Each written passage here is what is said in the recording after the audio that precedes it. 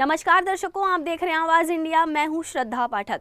महाराष्ट्र में होने वाले विधानसभा चुनाव के मद्देनजर सभी पार्टियों की तरह रिपाई आठवले पार्टी तैयारी में व्यस्त हुई है। केंद्रीय मंत्री रामदास आठवले, जो कि महाराष्ट्र में एनडीए की सहयोगी पार्टी के साथ कंधे से कंधा मिलाकर कार्य कर रही है। इसी बीच Republican party of Athawale party के मुंबई महाराष्ट्र प्रदेश अध्यक्ष समेत राष्ट्रीय सचिव और अन्य वरिष्ठ नेता कार्यकर्ता विधानसभा चुनाव के पूर्व मंथन करने एक मंच पर उपस्थित हुए थे।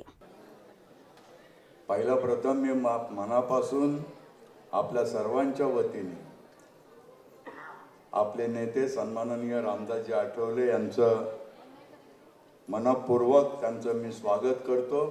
रामदासजी आठवले एक निश्चितपणे केवळ आंबेडकरी चळवळीतच नव्हे तर देशातील चळवळीमध्ये एक वेगळ्या प्रकारचं व्यक्तिमत्व आहे।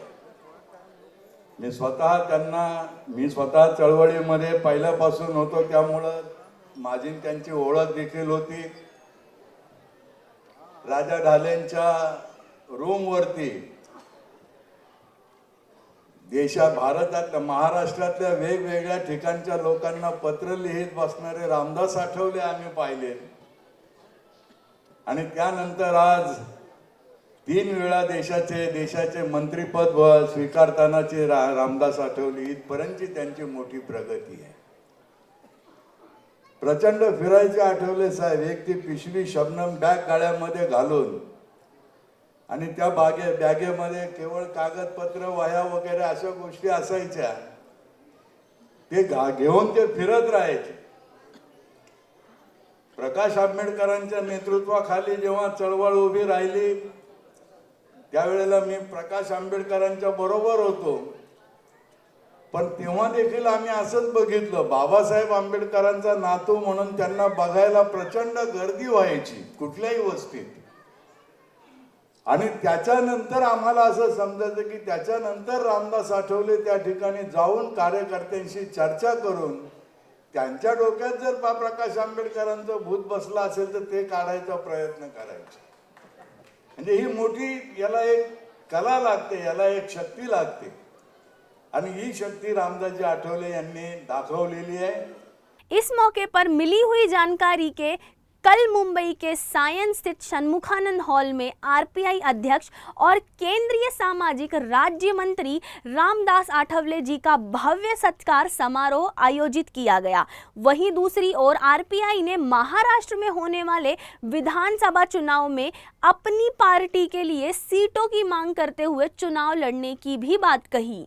राजे छत्रपति शिवाजी महाराज, परमपूज्य नेते डॉक्टर साहेब आंबेडकर यांच्या विचारांना अभिवादन करतो।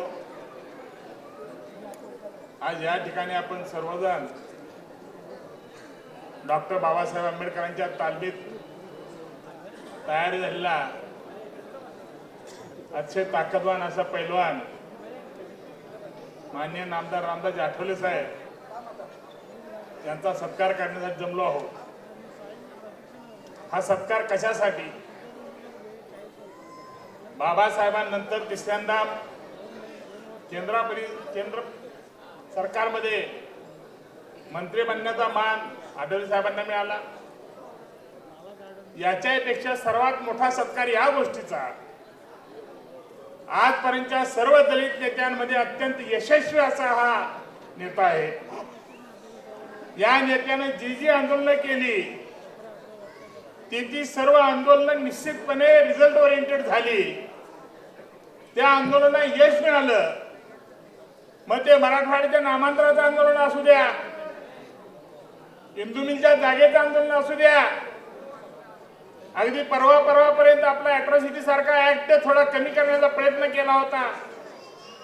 त्यावेळेला माननीय नामदार रामदासजी आठवले साहेबांनी माननीय मंत्री महोदय रामविलास पासवान साहेब यांच्या माध्यमातून त्या कायद्याला पुन्हा एकदा अत्यंत कडक करण्याचं काम रामदासजी आठवले यांच्या माध्यमातून झालं। या समाजाचं नेतृत्व करत असताना, गोरगरिबांचं नेतृत्व करत असताना या सर्वसामान्य माणसाचे प्रश्न असे अनेक असंख्य प्रश्न आहेत।